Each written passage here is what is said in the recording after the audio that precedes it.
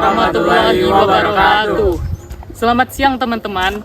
Jadi kami di sini sedang melakukan kunjungan di Tambak Apung di Desa Kecopoan, Kecamatan Sumber Pucung, Kabupaten Malang, Provinsi Jawa Timur, Indonesia.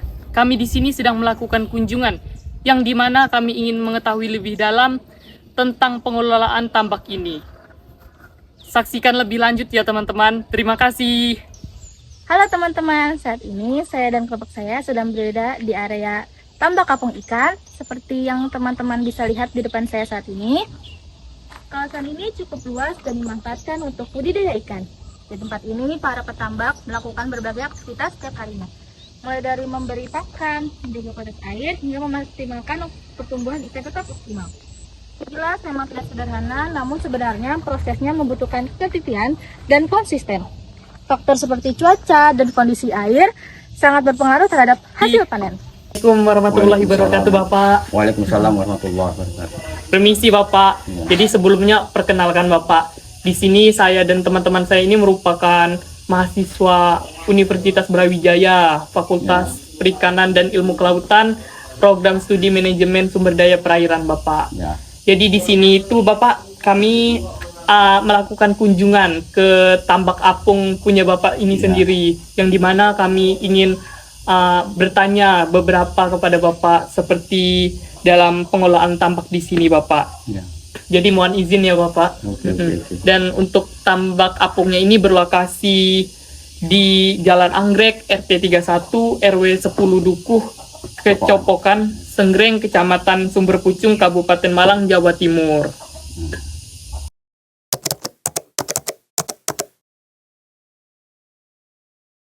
Mohon izin Bapak, jadi di sini saya ingin mengajukan beberapa pertanyaan kepada Bapaknya ini ya Bapak. Jadi dimulai untuk pertanyaan pertama itu, untuk tambaknya ini kira-kira sudah berjalan berapa lama ya Bapak dalam pengelolaannya sendiri ini? Ya. Kalau saya sendiri yang mengelola ini mulai tahun 2005 sampai sekarang ini, ya alhamdulillah masih berlanjut sampai sekarang. Karena apa? Kita itu harus betul-betul menjaga tambak ini. Dan kalau boleh tahu Bapak, untuk luas tambaknya ini kira-kira seberapa ya Bapak? Dan jumlah kolamnya itu kira-kira berapa? Kalau punya aku ini sendiri, cuman 22 kali 10 itu ada 6. Oh, 6 kolam berarti 6 ya? kolam itu. Iya. Dan selain ini kan yang dibudidayakan adalah ikan mujair dan bandeng ya. Selain Ya. itu ada ikan jenis apa lagi Bapak?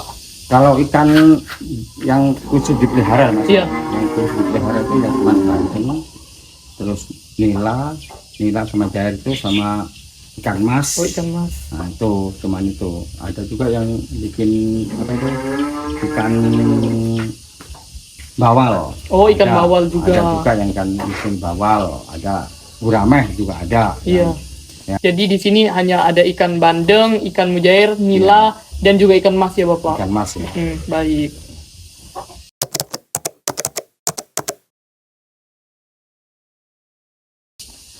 Dan kira-kira Bapak untuk proses budidayanya itu sendiri biasanya bagaimana ya Bapak?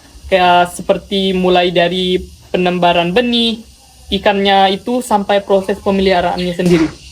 Yaitu kalau misalnya bibitnya itu beli, Mas. Ya, Kalau bibit beli itu kan kadang dari Kediri, Pari. ya betul. Dari Pari ada juga yang dari, kalau bandeng itu dari Sidoarjo, Surabaya kan. Oh iya, Nah, bandeng dari sana, dari yang banyaknya dari Lamongan, dari Sidoarjo. Sidoarjo. Tuh. Kalau bibit bandeng, kalau bibit nila ini yang kebanyakan dari Pari.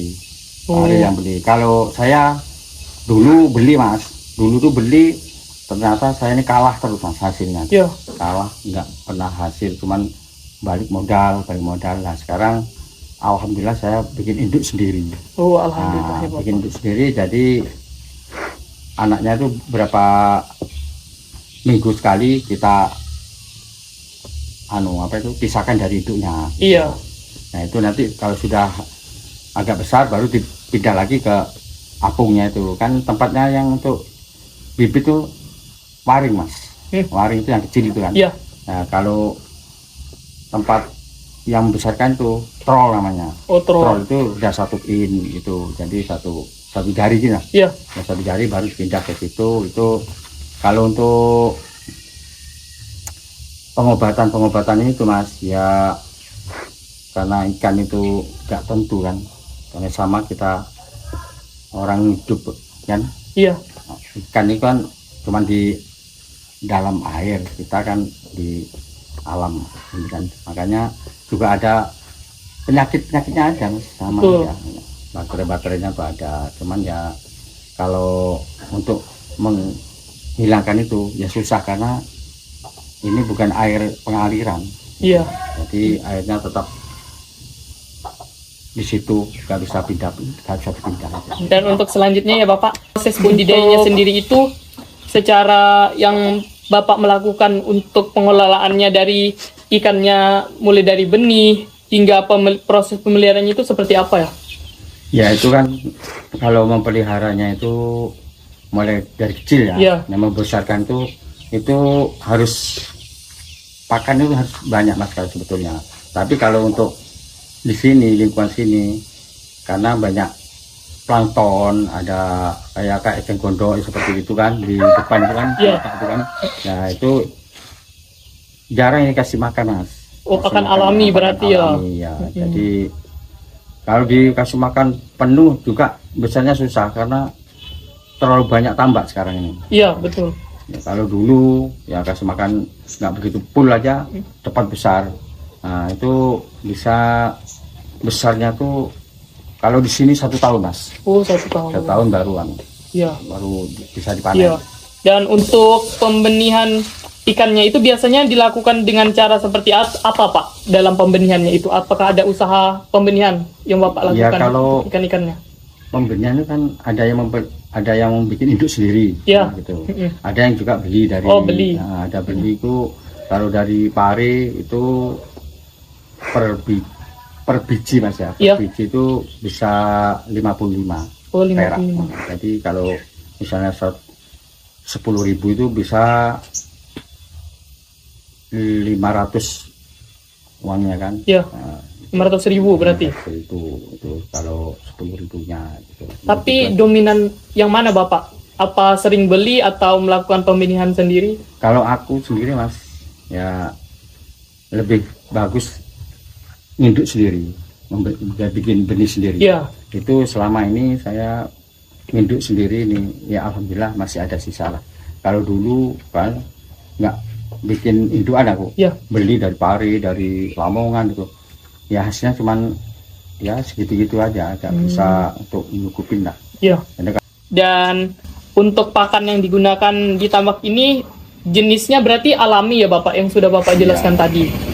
Tidak yang terlalu gimana-gimana seperti kayak pakan pelet kah atau apa gitu, pur ikan. ada juga Mas yang itu kalau yang ngasih umpan dari pelet itu kan Iya. dari pokpan Mas, Mm-mm. pokpan yang apa ya, pro apa yang namanya ya.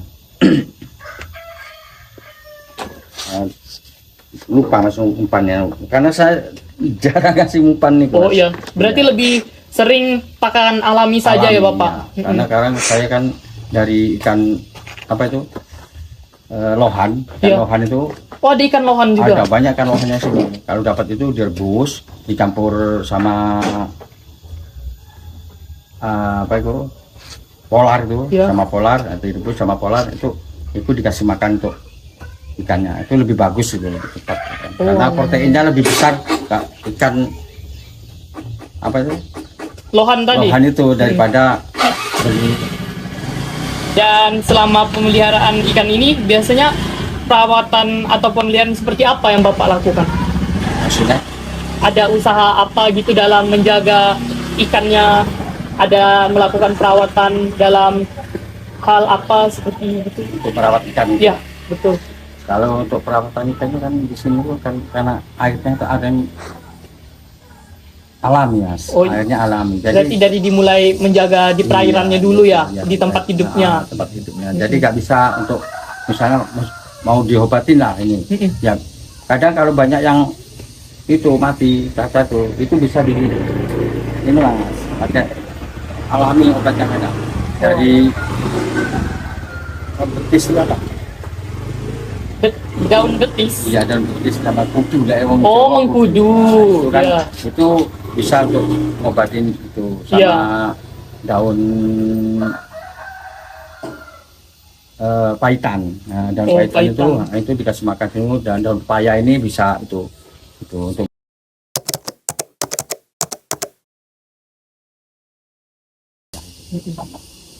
Dan kalau untuk tambaknya sendiri itu Bapak, apakah ada pergantian atau aliran yang Bapak bilang tadi itu secara rutin, atau misalnya ada itu biasanya dalam kurun berapa waktu gitu digantinya? kalau untuk apungnya itu, karena apung itu kan dari bambu kan. Ya, betul. Dari bambu itu ada yang tahan sampai 3 tahun, ada yang tahan 2 tahun gitu. Itu harus diganti apungnya itu. Kalau trolnya enggak, trolnya tuh bisa tahan sampai 10 tahun, 20 tahun. Tuh, kalau ya apa bambu-bambunya itu memang ganti 2 tahun sekali mas itu. Ya, baik. Dan untuk menjaga kualitas air tambaknya itu Bapak agar tetap baik untuk pemeliharaan ikannya, biasanya ada usaha apa yang Bapak lakukan? Nah kalau untuk airnya ini mas, karena kan ini bukan ditambak kan mas, Oh iya, betul. bukan ditambak, ini karena di danau. Danau ini kan termasuk air liar. Iya. Air liar yang air dari Sungai Berantas. Sungai Berantas itu karena air Berantas kan besar. Iya, Kalau betul. misalnya ada hujan kuat, ini kan banjir besar, itu airnya bisa naik tinggi. Nah itu kan ikan cuka pun cepat besar. Kalau ada hujan itu kan plankton itu makan ikan banyak, Iya. ikan cepat besar. Itu kalau untuk apa menghilangkan baterai-baterainya ya nggak bisa mas kalau di sini. Iya. Nggak bisa itu. Ya kalau ditambah itu memang bisa diobatin tuh mas, kalau ditambah kayak di Lamongan, Sidoarjo itu kan tambah itu bisa dikasih obat kan. Iya. Nah kalau tidak bisa ini karena ini air apa tuh, air Alami ya? alami. Iya, dari alami. Sungai Berantas Jadi, itu. Sungai Berantas. Jadi nggak bisa untuk diobatin apa, nggak bisa itu. Iya.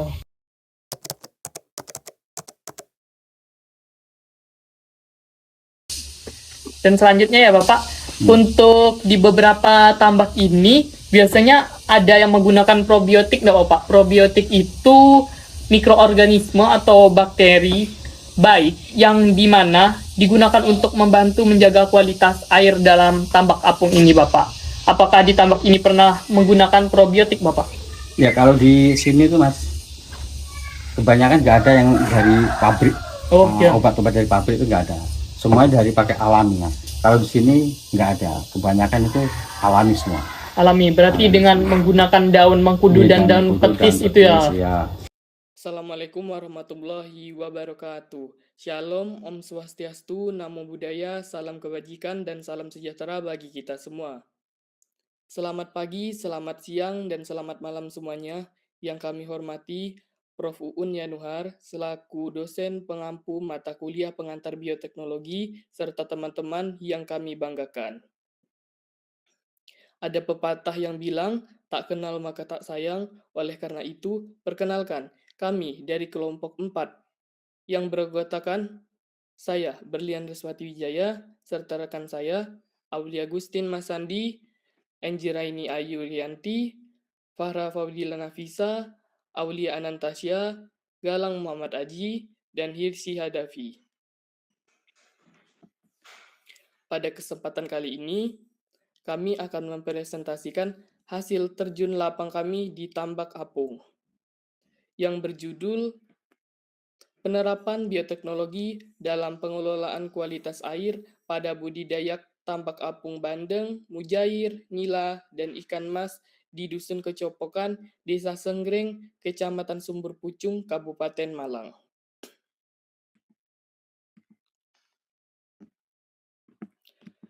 Adapun untuk pendahuluannya, kalau kita bicara tentang budidaya perikanan, sebenarnya faktor yang paling menentukan itu bukan hanya pakan atau jenis ikan, tapi kualitas air. Kenapa kualitas air sangat penting? Karena ikan hidup sepenuhnya di dalam air. Jadi, semua perubahan kondisi air, baik itu suhu, kekeruhan, kandungan oksigen, maupun adanya bakteri, itu langsung berpengaruh ke kondisi tubuh ikan. Kalau kualitas air bagus, ikan akan tumbuh dengan optimal, nafsu makan baik, dan tingkat kelangsungan hidupnya tinggi. Sebaliknya, kalau kualitas air menurun, ikan akan mudah stres, rentan terserang penyakit, bahkan bisa mengalami kematian dalam jumlah besar. Permasalahan muncul ketika budidaya dilakukan di perairan alami seperti tambak apung. Pada sistem ini, kualitas air tidak bisa dikontrol sepenuhnya karena sangat bergantung pada kondisi lingkungan, terutama dari bagian hulu sungai.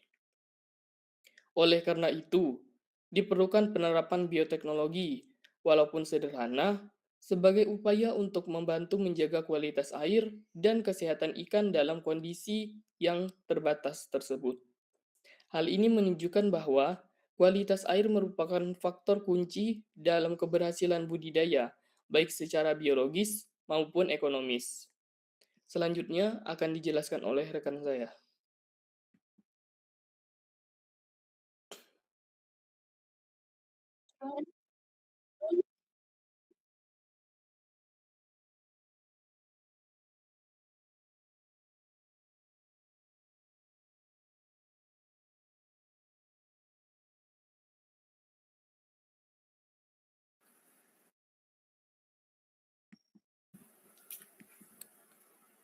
Kegiatan ini kami lakukan di Jalan Anggrek RT 31 RW 10 Dukuh, Pecopokan, Senggrek, Kecamatan Sumber Pucung, Kabupaten Malang. Lokasi ini merupakan tambak apung atau keramba yang memanfaatkan perairan alami dan terhubung langsung dengan Sungai Berantas. Artinya, air yang digunakan bukan air yang bisa dikontrol atau diganti secara rutin, tetapi air alami yang terus mengalir dan berubah sesuai kondisi lingkungan sekitar. Hal ini membuat sistem budidaya di lokasi ini sangat bergantung pada kondisi alam.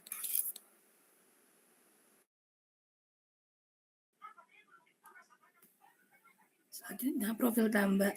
Tambak ini telah dikelola sejak tahun 2005, sehingga pembudidaya sudah memiliki pengalaman yang cukup lama dalam menjalankan usaha ini.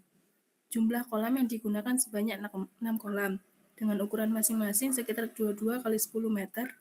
Sistem yang digunakan adalah sistem alami tanpa adanya pengolahan air secara khusus. Hal ini membuat biaya operasional relatif lebih rendah, namun di sisi lain risiko terhadap perubahan lingkungan terjadi menjadi lebih tinggi. Next. Selanjutnya jenis ikan. Jenis ikan yang dibudidayakan meliputi ikan bandeng, nila, mujair, dan ikan mas. Sebelumnya, pembudidaya juga sempat membudidayakan ikan bawal dan gurame. Namun, karena harga bibit yang relatif mahal dan kurangnya efisien dari segi ekonomi, akhirnya jenis ikan tersebut tidak dilanjutkan. Saat ini, pembudidaya lebih fokus pada ikan yang lebih stabil dan menguntungkan. Selanjutnya ada sistem budidaya. Pada awalnya pembudidaya membeli benih dari luar daerah seperti Kediri dan Sidoarjo. Namun, hasilnya kurang maksimal karena banyak benih mati di perjalanan, sehingga saat sampai kondisinya sudah lemah. Hal ini menyebabkan kerugian atau yang biasa kita sebut dengan boncos. Akhirnya, pembudidaya beralih menggunakan indukan sendiri. Dengan cara ini, benih yang dihasilkan lebih sehat, lebih mudah dikontrol, dan lebih menguntungkan. Prosesnya dimulai dari pemisahan benih dari indukan, kemudian dipelihara di waring. Setelah ukurannya cukup besar, benih dipindahkan ke kolam apung untuk proses pembesaran. Next. Yang selanjutnya ada pakan. Untuk pakan yang digunakan adalah pelet sebagai pakan utama yang diberikan 2 kali pada pagi dan sore. Selain itu, ikan juga mendapatkan pakan alami dari lingkungan seperti plankton yang terbawa dari aliran air. Terkadang juga terdapat eceng gondok yang dimanfaatkan sebagai pakan tambahan alami. Keberadaan pakan alami ini sangat membantu dalam pertumbuhan ikan, terutama saat kondisi air sedang baik.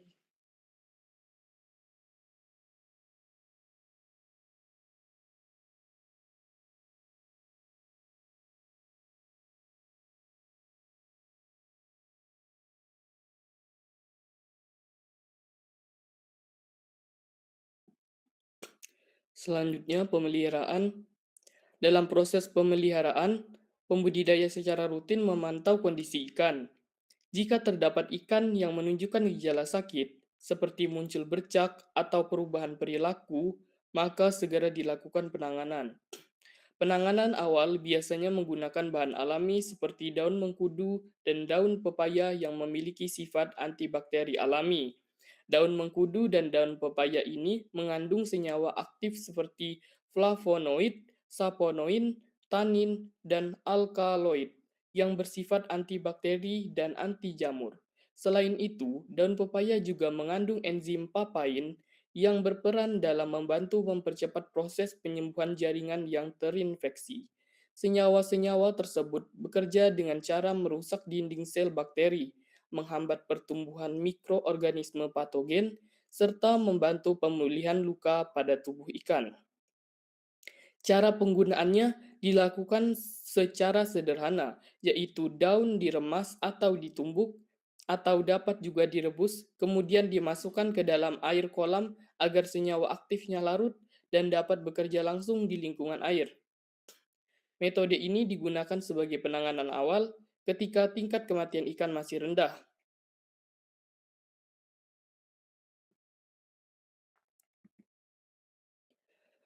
Jika kondisi ikan tidak membaik, maka digunakan obat antibakteri seperti Super Tetra yang dicampurkan ke dalam pakan. Super Tetra mengandung antibiotik tetrasiklin yang bekerja dengan cara menghambat sintesis protein bakteri sehingga bakteri tidak dapat berkembang dan akhirnya mati. Selain itu, perawatan sarana seperti bambu juga dilakukan secara berkala sekitar 2 bulan sekali, termasuk pengecekan waring dan struktur tambak, untuk menjaga kondisi tambak tetap baik dan aman. Selanjutnya, pengelolaan air. Pengelolaan air ini di tambak sepenuhnya bergantung pada air dari Sungai Brantas. Tidak terdapat sistem pergantian air secara rutin maupun pengolahan air seperti filtrasi ataupun pengendapan. Sehingga kualitas air sangat dipengaruhi oleh kondisi dari hulu sungai. Kondisi hulu baik, maka kualitas air di tambak juga baik. Namun jika terjadi pencemaran atau banjir dari hulu, maka dampaknya langsung dirasakan di tambak. Selanjutnya akan dijelaskan oleh rekan saya.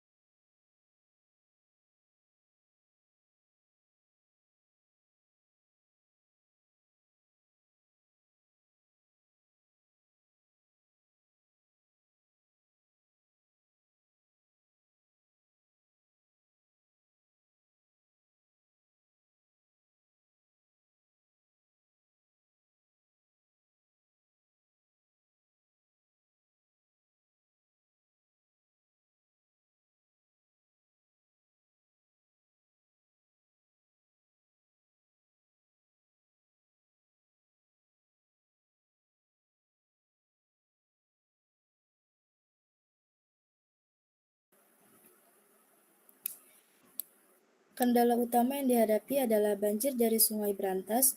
Banjir membawa lumpur, sampah, dan berbagai kotoran dari hulu, sehingga air menjadi keruh dan kualitasnya menurun. Kondisi ini menyebabkan ikan menjadi stres, daya tahan tubuh menurun, dan lebih rentan terhadap penyakit. Dalam kondisi tertentu, hal ini bisa menyebabkan kematian ikan dalam jumlah yang cukup besar. Nah, untuk mengatasi kendala tersebut, pembudidaya melakukan monitoring kondisi air, terutama dari bagian hulu. Jika terdapat sampah atau penyumbatan, segera dilakukan pembersihan.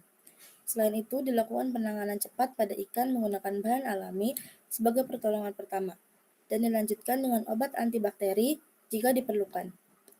Secara konsep, solusi lain yang dapat diterapkan adalah penggunaan aerasi untuk meningkatkan kadar oksigen serta probiotik untuk membantu menjaga kualitas air. sehingga ke depannya penerapan teknologi sederhana tersebut dapat meningkatkan kestabilan kualitas air.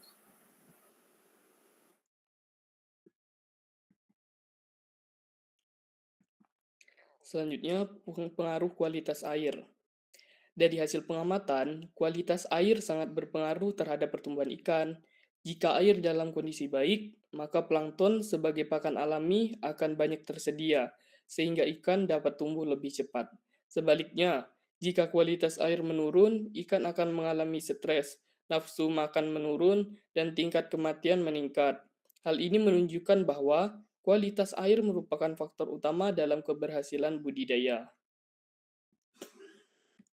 Sebagai penutup, bisa ditarik kesimpulan dari kegiatan yang telah dilakukan, dapat disimpulkan bahwa tambak ini menggunakan sistem alami yang sangat bergantung pada sungai berantas. Pengelolaan air menjadi terbatas karena tidak adanya kontrol penuh terhadap kualitas air. Penerapan bioteknologi yang dilakukan masih sederhana, namun tetap memiliki peran dalam menjaga kesehatan ikan. Selain itu, faktor lingkungan sangat berpengaruh terhadap keberhasilan budidaya, sehingga dapat dikatakan bahwa penerapan bioteknologi memiliki potensi besar untuk dikembangkan dalam mendukung budidaya yang berkelanjutan.